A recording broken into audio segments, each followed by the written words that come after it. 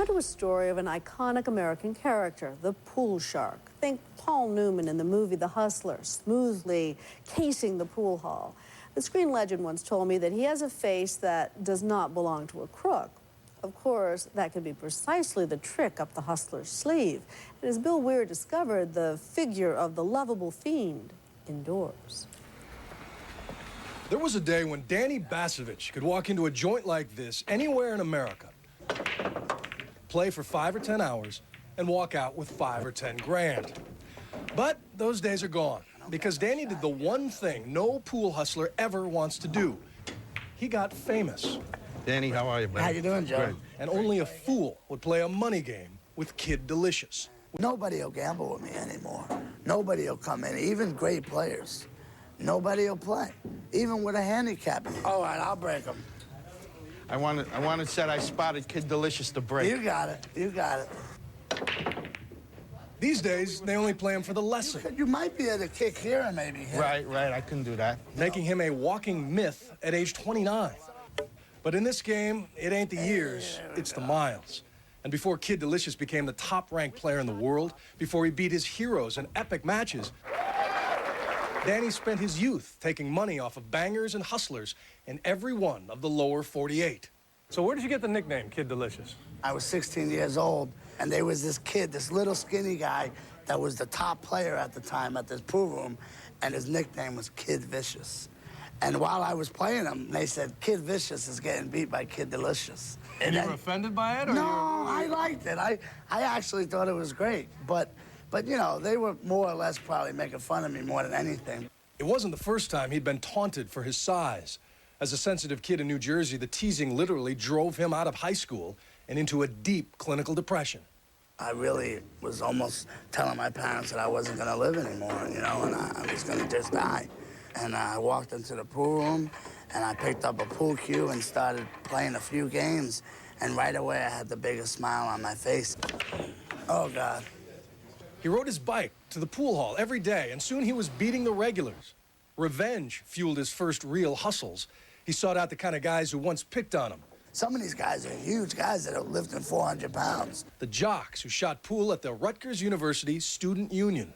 And I walk in there with 3 pieces of cake sitting at the table.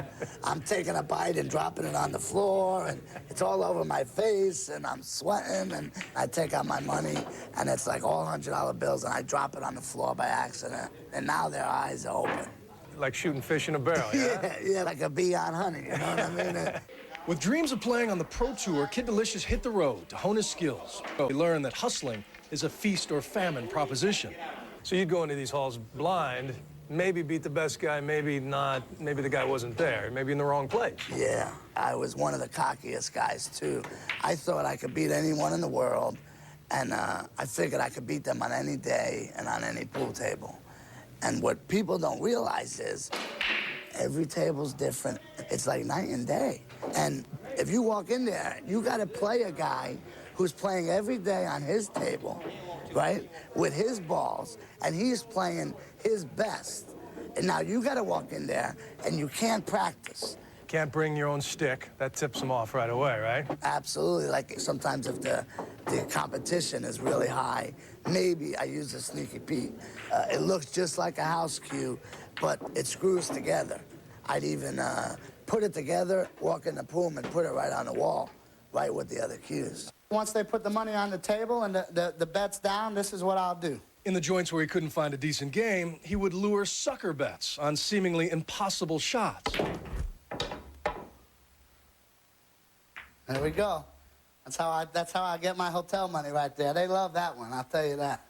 Even if they realize they've been hustled, they'll still pay you.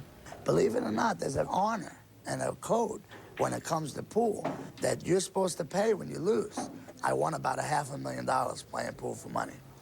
And it was a lot of the money, I ain't gonna lie, I blew a lot of it doing crazy things, but I had a hell of a time. Around the time the poker boom began to lure gamblers out of pool halls and into card rooms, Danny's name began to circulate on the internet. For him, the hustle was dead, and the Pro Tour was the next logical step. And Kid Delicious, if you haven't seen him play, you're in for something different. But he failed miserably in his first tournaments and sank back into the familiar blackness. I went home, and I couldn't get out of bed for like 6 weeks. The gambling was done, dried up, and now I couldn't beat anybody.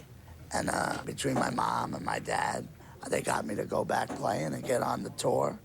And in 2004, I ended up going from ranked like 800 in the world to ranked #1. But just as he hit his pro groove, the International Pool Tour went bankrupt. The mounting stress gave Kid Delicious a heart attack.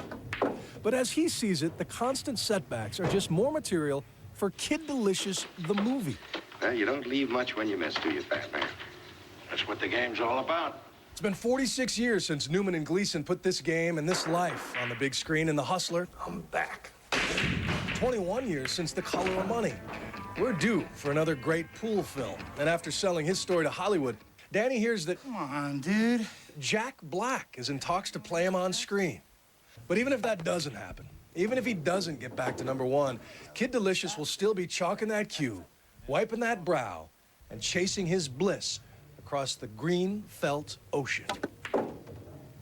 I have a very hard time. I'm always thinking about the past or the future. You know what I mean? Worrying about, about being heavy or worrying about something else that somebody said. And once I start playing pool, all I do is think about the balls and the angles and stuff like that. And my mind just gets lost and I end up on a cloud and just in a happy place. For Nightline, I'm Bill Weir You take a check? in Brooklyn, New York. No doubt Bill is in Brooklyn tonight looking for another pool table. Vasovich is also the subject of a recent book, Running the Table. When we come back, the Democrats' war over words.